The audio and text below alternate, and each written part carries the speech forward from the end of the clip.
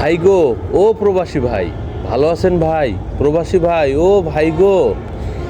ঠিক এরকম কথাবার্তা বলে বর্তমানে ফেসবুকে ভাইরাল হওয়া সেই শামীম।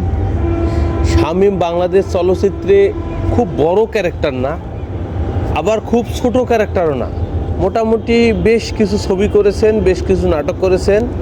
বর্তমানে তার আয়ের উৎস একবারে জিরো, এমনটাই বলতে চেয়েছেন এই শামীম। তো প্রবাসী শামীমের মাথায় কি ট্যালেন্ট চিন্তা করেন। সে টার্গেট করেছে প্রবাসীদের, যারা তাকে বিগ অ্যামাউন্ট দিয়ে তাকে সাহায্য সহযোগিতা করতে পারবে। কিন্তু বাংলাদেশের প্রবাসীরা হচ্ছে সেই রকম জিনিস, সবাইকে কি আর সাহায্য করে? তো আপনি যতই ভাই ও ভাই, প্রবাসী ভাই এই সেই বলেন না কেন, আপনার কর্ম আপনাকেই করতে হবে। আপনি বলছেন যে আপনি শিল্পী, কোথাও কাজ করতে পারবেন না কেন ভাই?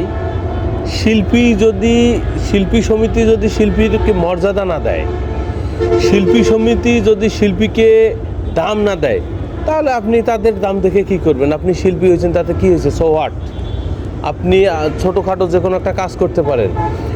শুনলাম ওখানে অনেকেই কমেন্ট করেছে এবং অনেকে জানতে বলেছে যে তাকে 25 থেকে 30,000 টাকার মতো স্যালারির বেতনে চাকরি দেওয়া হবে। কিন্তু না, উনি করবে না, উনি শিল্পী, উনি 3-4 লাখ টাকার স্যালারির চাকরি চায়। এটা কি সম্ভব বলেন বর্তমান বাংলাদেশে?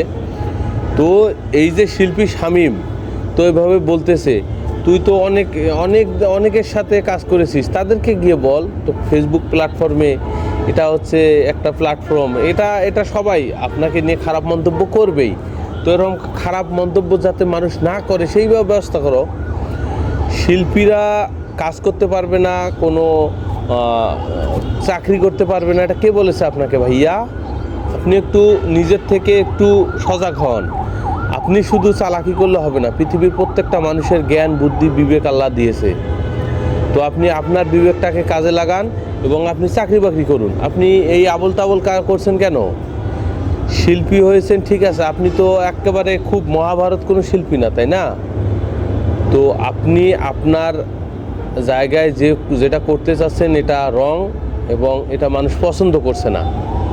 আপনি একটু নিজেকে রিয়ালাইজ করে আপনি ভালো কিছু করার চেষ্টা করুন, ঠিক আছে? তাহলে দেখবেন সবাই আপনাকে ভালোবাসবে।